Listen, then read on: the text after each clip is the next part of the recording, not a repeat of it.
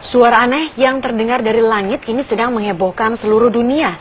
Para ilmuwan menduga fenomena ini merupakan emisi suara pada bumi.